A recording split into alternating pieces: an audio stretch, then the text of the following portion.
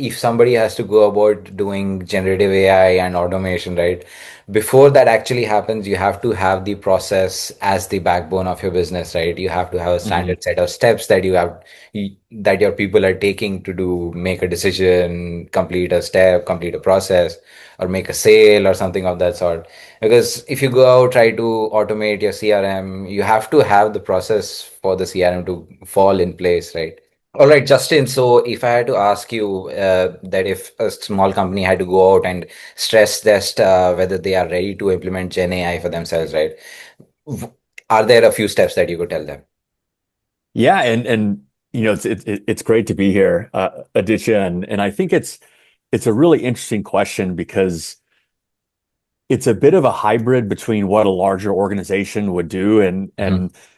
and small businesses are every organization is different, but Yes, small definitely. businesses can often be very different in terms of the degree to which processes and things are very formalized, Hmm. right? And Yeah.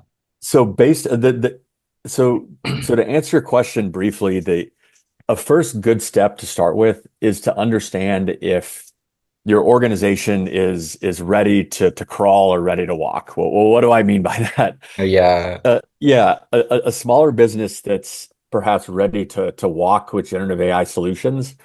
Let's just say we're talking about a very small organization of like 15 to 20 people.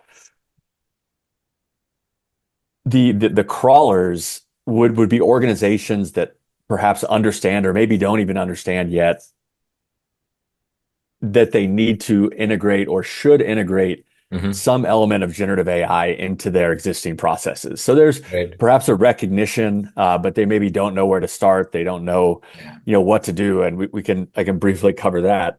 The walkers, and the reason why I said a lot of small businesses are different is you'll sometimes come across smaller businesses, and I have as well, where perhaps they were founded with individuals that had it may not even be a generative AI expertise, but they perhaps have a curious mindset, Yes. right? So they have a mindset for that in my Experimentation. experience, well aligns with generative AI. So the first group, and this holds true. A question to ask yourself is, how ready are my people to just deploy these solutions in their simplest form? And so what does that mean? That means, are my people well equipped to in some basic skills for generative AI like prompt engineering? Are they well equipped? And so that's for your listeners, that comes in all shapes and sizes, but it's basically, you know, can you ask a good question and then can you structure it in such a way that the model gives you a good answer? Right. So the Yeah, prompt that's it. engineering is sort of the ladder there. The other part is, do your people understand Hmm. the limitations of the information that large language models are pulling from and can perhaps do a more simplified, less technical version of retrieval augmented generation where Hmm. they attach external documents, they include content Hmm. that focuses the model on content that you trust and provides those answers. And if the answer to those questions is your people haven't been incorporating diligent processes like that or diligent approaches like that into their existing processes, then you're a crawler. And just being frank, and you need to take a step back and start with training of how to use LLMs. And I'm saying LLMs on purpose because I think that's the right launching off point, is to develop proficiency there. But getting your people trained in using those LLMs in a professional way in the context of their work so that they can establish that baseline expertise. And that does a couple things. One, it's critical to then adopt more sophisticated solutions just from a user standpoint. Yeah. But it's also critical in terms of being able to identify areas where you could solve a problem, you could improve a process, improve a decision structure, whatever it is, to then know if or when you should scale up and make more robust investments. Hmm. Now, if you're in that walking group, so maybe you're a bit smaller, you don't you don't have a well-structured generative AI capability, but you have people that you think can very rapidly adopt it. They're curious, Mhm. they're very good analytical thinkers. You could basically take that same process and just accelerate it and say, let's get people up to speed faster.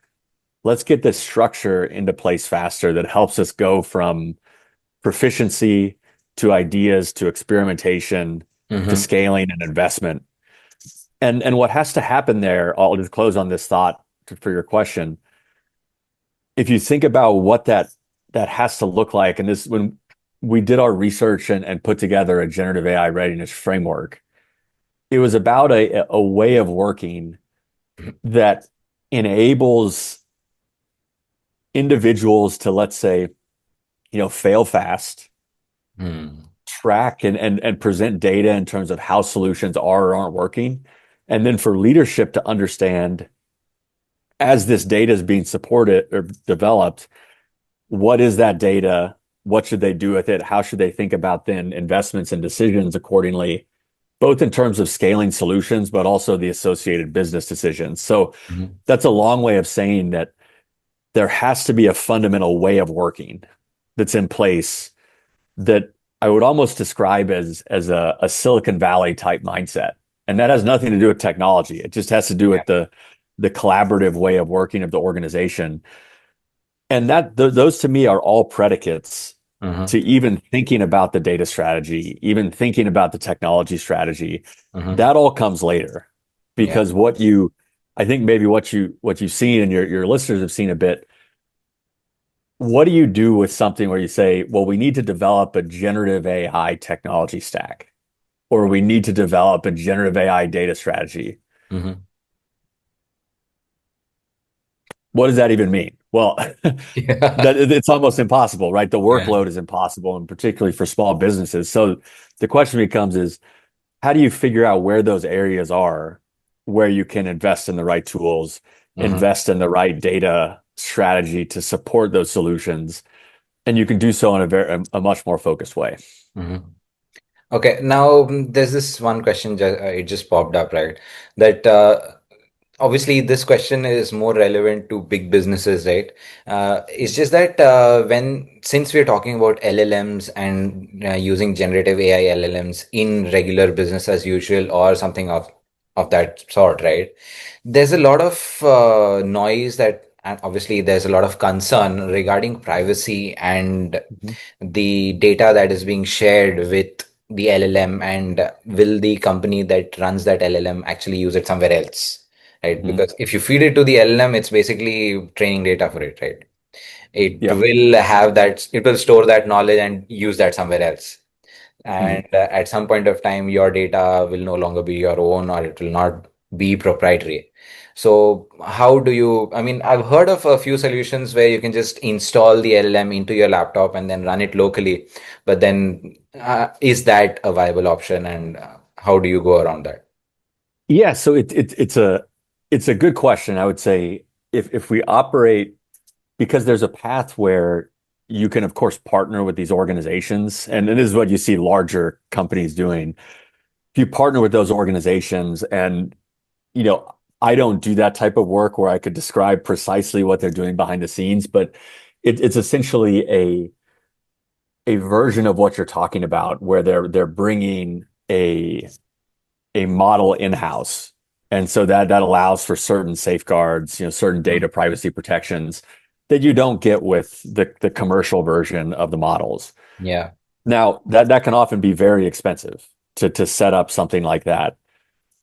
If you are a smaller business and you're in this group over here with needing to use the out of the box LLMs, particularly in that training stage, right? You don't want to be making those massive investments on the front end. There are three main layers. First, make sure it's an enterprise version Mhm. of the an enterprise instance of the LLM that won't train the data. Like ChatGPT has those, Gemini has them, Grok you can do with the privacy setting and so forth. And so it's almost a must-have Yes. automatically for any company. The second one, and this is I've heard mixed things about how effective this is, but Hmm. always clearing your search results. So you have the chats that appear on the side. So making Yeah. sure that that's refreshed and cleared out on, let's say, like a weekly cadence or something like that. The third one, and this line has to be picked by each individual and by each company Okay. of having guardrails in place in terms of what can and can't be uploaded, and then for things that can be uploaded, is there content that has to be redacted first? Right. And using a non-LLM tool to redact things on the front end. And so those to me are the simplest levers Yeah. until you're at a point where you're able to know that you're going to use generative AI tools to augment your work to an extent that you could invest in that type of partnership where you can have more more safeguards on privacy and confidentiality. But in my view, at this stage, there's a little bit of a cost of doing business that Hmm. you have to trust some of those aspects of we're not training our models on it. This Yeah. information won't get out there. It's a risk decision that every business has to take into account. Yeah. Okay, now the first thing that I want to that I think when a small business has the first use case, if you would put it like that, right, is basically content generation. You have a if you have a website or you want to do a LinkedIn post, you want to do Instagram, or just make a write blog or put out a newspaper article, right, doing copywriting and stuff like that. But just that these use cases, right, have just bloated up the internet, right? And so many companies now sound so familiar, so alike, right? Uh, if you can help somebody try to stand out in this, what would what steps should they be taking? In terms of, just to clarify, so the in terms of a company that's offering a content generation service, or No, as a business how? owner trying to Yeah. use generative AI for content generation, right? For my own Yeah. business, not as an Yeah. agency. Yeah. So the first step, and this links back to what we were talking about a little bit, is, let's say you've established that foundational training Hmm. in whether it's your entire organization or it's a subset of champions, 4 or 5 people, or two or three people that Yeah. are going to develop their proficiency. Hmm. And if we stick in the content example for marketing, it's empowering those individuals to examine the work that they're doing. And Okay. that could be a first principle standpoint of, here are the main activities that I currently do in my work. Which of those activities are, potentially, have a potential to be accelerated, a potential to be improved. Hmm. And then once you've identified those, which of those can be realistically augmented by generative Yeah. AI tools you have access to? That's pillar one. It could also be, well, take those individuals and just send them out there and do some research on what some potential use cases are. Like, what are those use cases? Then you can, Yeah. paradoxically enough, use generative AI tools to do that with Yeah. LLMs, describing yeah, here's what I do. What are some suggestions to start? But the key part is then having those individuals first get deployed in testing those solutions. Yeah. And we hear a lot about, and I see a lot with my clients, large and small, those experiments get stuck in the pilot phase, the toy phase, whatever it might be. Hmm. And there's data. Our data says like 60 to 70%. You see as high as 95%, in terms of places that get stuck there.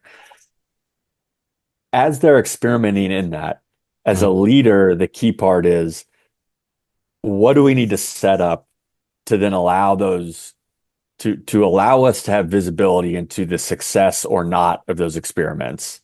Okay. And what do we need to be able to see to be confident to make investments to scale? And scaling could be, this is something we expand to more people.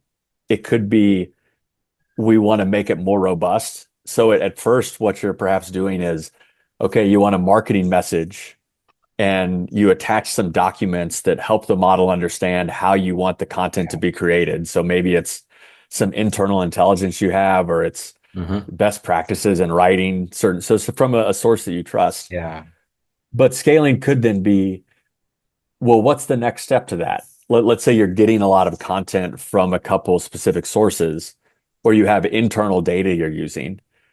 How do you make that automate, or that connection point automated? Whether it's through a partnership, an API, so there's a live data feed that's coming in to Mm-hmm. help augment some of those processes. Right. And so, yeah, do it, having that scaling approach, and then allowing that process to continue and to iterate and to iterate and to iterate. And I think the way that I always like to work with clients is, let's start with the processes. Let's start with making things more efficient. Let's start with making things better. Let's start with doing it in a context people understand, and then worry about reinvention later. Worry about how generative AI could augment decision making and more Yeah. of the strategic lens, because that's just very hard to wrap your head around until you have the expertise and your people really understand the tools. I was actually about to ask you, right? Because if somebody has to go about doing generative AI and automation, right?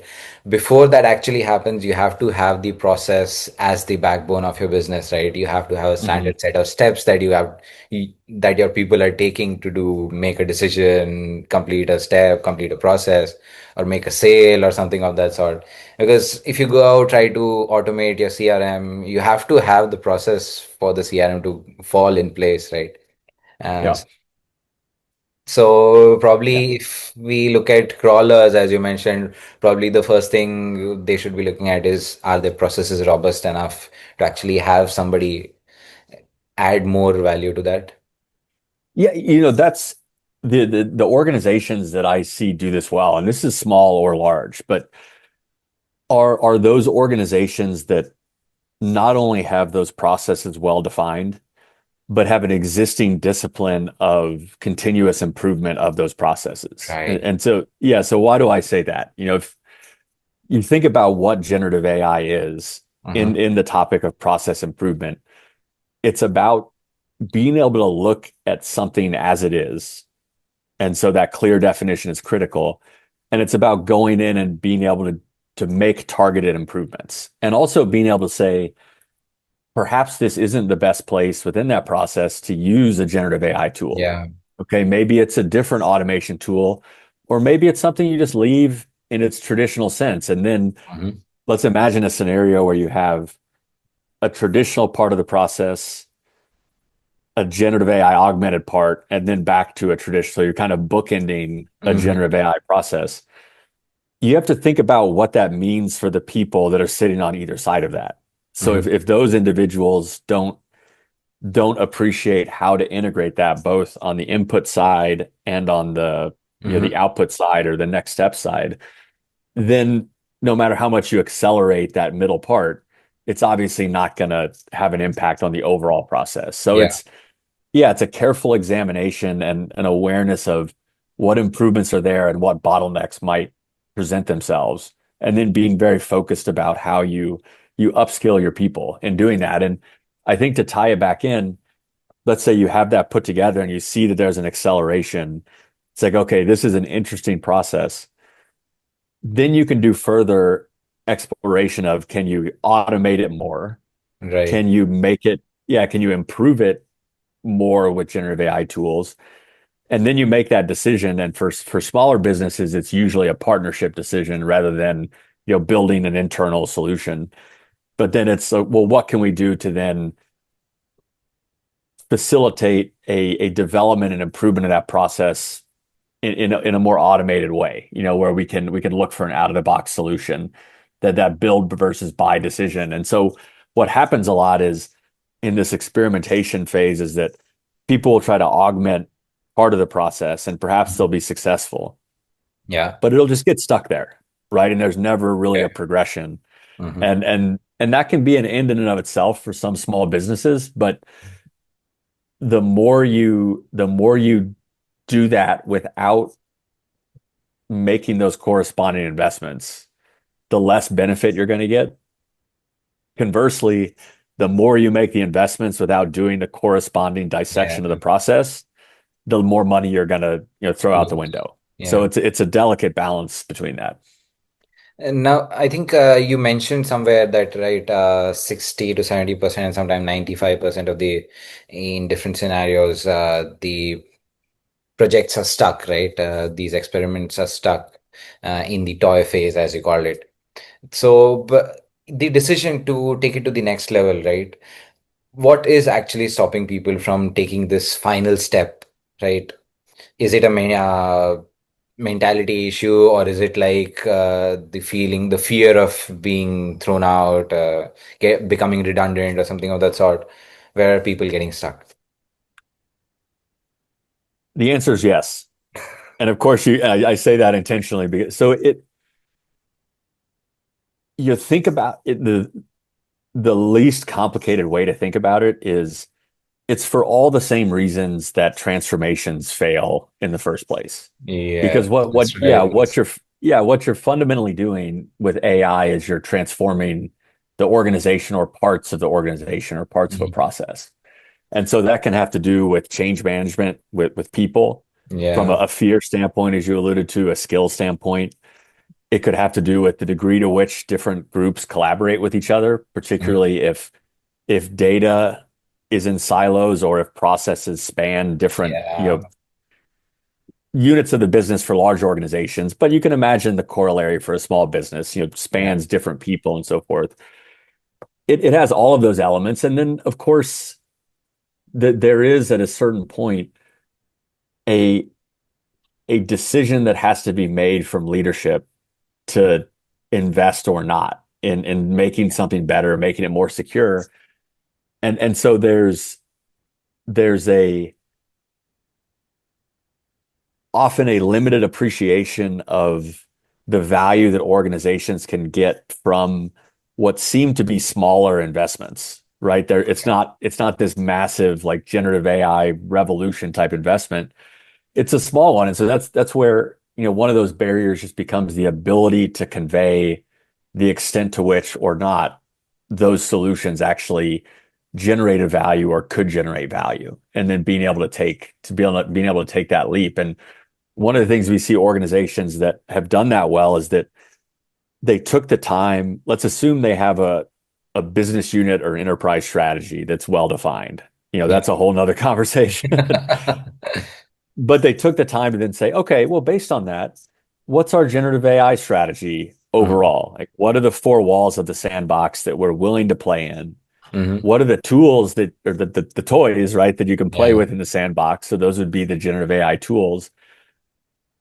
And then you deploy your people within that context to test and to put together.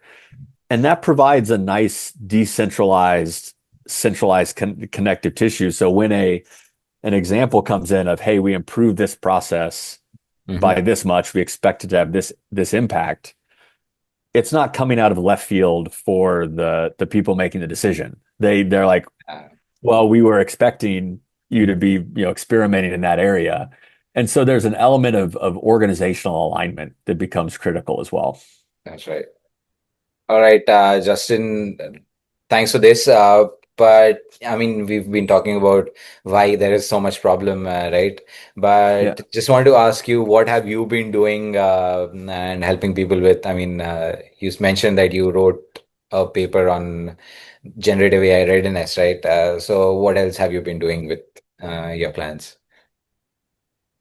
Yeah. So the paper, the research paper was a bit more, testing, which what we thought at the time was a bit of a novel perspective, which Mm. was, generative AI is transformation. Now it's everywhere, right? At Yeah. that time, a couple of years ago, it was we thought it was a bit novel, but so it started with that foundation. Mhm. And so the work that I'm doing follows two paths for mainly for larger organizations, and they could be large organizations that are far down the journey or generative AI journey, and some that aren't as well.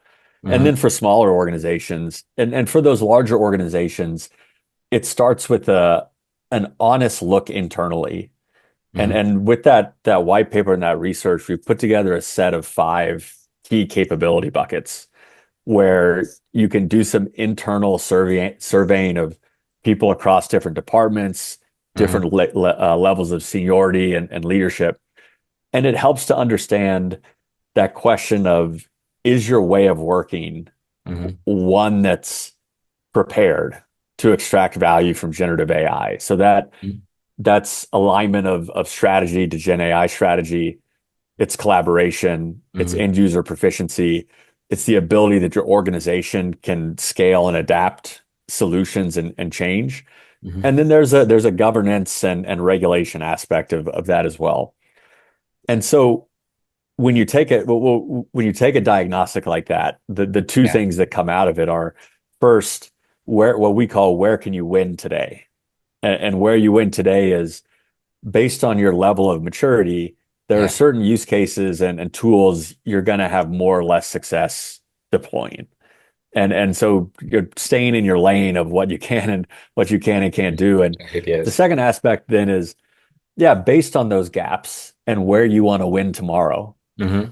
how can you put in a roadmap to address those gaps to Yeah. unlock that vision, that value you have for later? So Right. that's Value, yes. that's very much more of like a longer term concerted approach. When we're working with, it could be smaller businesses, but it also could be like a business unit within a larger company. It's more of that approach we discussed earlier, where it's, let's just see if we're walking or crawling. Let's see where we are. Let's start with training. Let's put together a disciplined approach that, one, it establishes a mindset, right? That generative AI is an Mhm. opportunity, not a threat. Yeah. And then it's going through these ideas of, well, how do you set up some Hmm. general parameters around it? So maybe there's a dedicated AI department or a Yeah. dedicated AI person or group of people in a smaller business. Hmm. But then it goes into that incorporation of AI as part of your DNA, as part of your ways of working. And Hmm. that follows down that path that we discussed before, which is a bit more about you're adopting that mindset of curiosity, intelligent versus sloppy failure, Yeah. creating that culture, yeah, that culture of intelligent failure where you're Right. able to test and you're not punished if things don't work so well. And then it's going through that idea of, let's empower our people. And that could just be training, that could be decentralized AI champions. What are the use cases that should be tested? Can your people deploy them? Getting into that readiness, Hmm. then figuring out which use cases are effective, Yeah. and then going into that idea of which use cases should scale and how they should be scaled. And Okay. so those two main avenues are how we work with clients. They're Okay. both equally fun for different reasons. One's Yeah. the one with large organizations feels a bit more like an academic exercise at times. Yes. It depends on how much they want to embrace the change, right? Like most pieces of Yeah. advice you give companies. The second one's a little bit more of a tactical hands-on thing that you can really start to move the needle with Yes. just buy-in from several individuals in a company. Right. Now, just one last question. Since you mentioned sloppy failures, so it's just that I've been having this conversation about so much internet slop that's coming due to generative AI content, right? But what I want to ask you is about, how do you stop your employees from becoming overly dependent on Mm, the generative AI tool itself? Is there some safeguard yeah. to that, or you just let them be how they are? They'll grow with it. Yeah, I mean, it is, as I think, as your listeners might be able to identify, and I think, Aditya, as you probably know as well, is as you start using these tools, it's very easy to fall into that trap. Yeah. That's And why, yeah, and so yeah, so there's, I would say that the bare minimum is any content that goes out from generative AI has to have some level of approval, and likely not from the person that produced it. Now, if you have really good people that you trust, which Mhm. that can be tricky, they can do it themselves. But the reason why I say that is Well, start there. Well, what does that do? That gets you and your people to start to really recognize what the limitations are. Mhm. When is this actually producing bad information? When's it producing good information? And then what that does, we talked about that training earlier of, Yes. well, how can you make prompts better? How can you make, the information that it's pulling from more precise? It forces them to go back and revisit those principles, because what'll happen then is they're going to see that there's so much recreation of content if you don't do that, Hmm. that it just makes sense for you to take the time to get it right, or as close to as right as you can. And I would say the second part of it is just a simple mindset that view these tools as a personal or professional assistant, Hmm. or a very Yes. advanced, analyst. And Yeah. you would never just take whatever was put together and just send it out in those cases. Yes. Yes. Now, that's sometimes a hard thing to keep. So if that's why I said the first part first, of have a check in there someplace to make sure that it's the quality's right. So that human in the loop concept. Hmm. But then at the same time, having a bit of that a bit of that discipline that helps people visualize what is and isn't going well. And so those two things together, I think, are simple ways to start. Thank you so much, Justin. This conversation has been all about, I mean, we talked about AI, how you could get ready, and then how you can actually stop people from being too dependent, right? We went full circle there. Thank you so much for this conversation. Before I close, how can people get in touch with you and know more about what you've been doing? Yeah, they can of course go to our website, and perhaps we'll have this in the call notes. The consulting firm that I'm the president of that does this work is called Antecedent Advisors. We have a 6 or 7 question quick diagnostic survey. You can fill that out. Just look at it, look at the questions, think about it. We have a more advanced one we deploy with organizations. But yeah, you can take that quiz, and we will likely follow up and get in touch with you, if you want to have a more detailed conversation. That's a great place to start, and we'll share the link for the show notes if we can. Thank you so much, Justin. I'm sure the audience will take a lot of takeaways from this one, and then we'll see if how many of you how many of them reach out. But to those who've been watching and listening, do leave a like, and don't forget to if you have any perspectives or anything to add, or if you have any queries, the comment section is always open. And don't forget to subscribe before you close the window itself. Thank you so much for joining in. Thank you, Justin. Sounds great. Thank you so much.